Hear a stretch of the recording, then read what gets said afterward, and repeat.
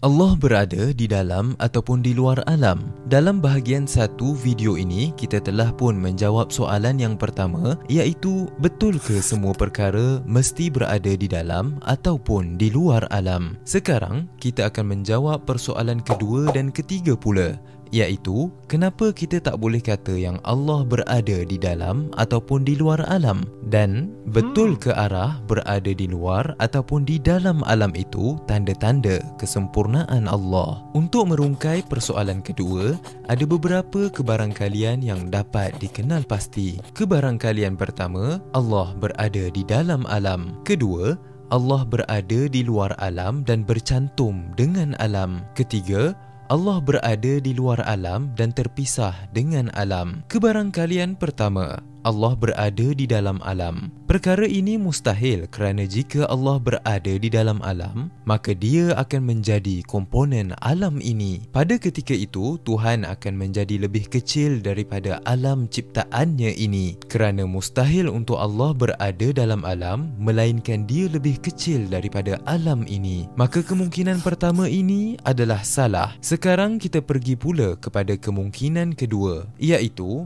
Allah berada di luar alam dan bercantum dengan alam. Sekiranya Allah bercantum dengan alam, maka kita telah mengatakan bahawa Allah itu mempunyai batasan kerana alam ini terbatas, dan sesuatu yang bercantum dengan sesuatu yang terbatas, dia juga pasti terbatas. Lalu apa masalahnya kalau Allah terbatas? Jika anda tonton video kami yang lepas, anda pasti memahami bahawa batas itu menunjukkan bahawa sesuatu itu dicipta. Rakyat Malaysia boleh mempunyai batas ketinggian 165 cm, 180 cm dan 2 meter. Tapi mengapa purata rakyat kita mempunyai batas ketinggian 165 cm? Siapa yang memilih satu daripada kemungkinan ini? Kebarangkalian kedua juga salah. Kebarangkalian yang ketiga pula, Allah berada di luar alam dan terpisah daripadanya. Perkara ini akan menyebabkan kita bertanya, apakah jarak antara Allah dengan alam ini makhluk ataupun tidak? Sekiranya kita mengatakan bahawa jarak ini adalah makhluk, maka kita mengatakan bahawa Allah berpisah dengan alam namun bercantum dengan alam dalam masa yang sama. Kerana alam itu adalah segala sesuatu yang wujud selain Allah. Ini adalah satu bentuk percanggahan. Manakala jika kita mengatakan bahawa jarak antara Allah dengan alam itu bukan makhluk, maka kita juga mengatakan bahawa zat Allah mempunyai batas. Dan batas menunjukkan bahawa sesuatu itu dicipta seperti yang dijelaskan pada kebarangkalian kedua tadi.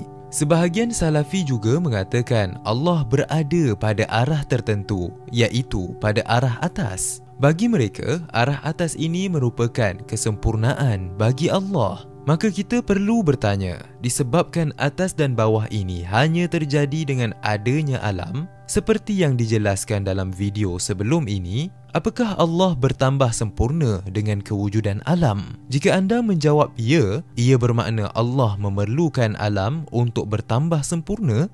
Bermakna alam ini memberi kesan pada Allah. Sekarang kita selesai menjawab kebatilan kebarangkalian ketiga. Kini kita beralih pula pada persoalan ketiga. Benarkah berada di dalam, di luar ataupun pada arah tertentu itu merupakan alamat kesempurnaan Allah? Kita tidak boleh membuat perumpamaan Allah dengan makhluknya. Berada di dalam alam itu mungkin kesempurnaan bagi makhluk, namun ia belum tentu kesempurnaan bagi Allah. Manusia yang mempunyai isteri contohnya lebih sempurna daripada mereka yang bujang. Apakah kita boleh mengatakan perkara yang sama pada Allah? Maha suci Allah daripada segala kebatilan yang disifatkan kepadanya.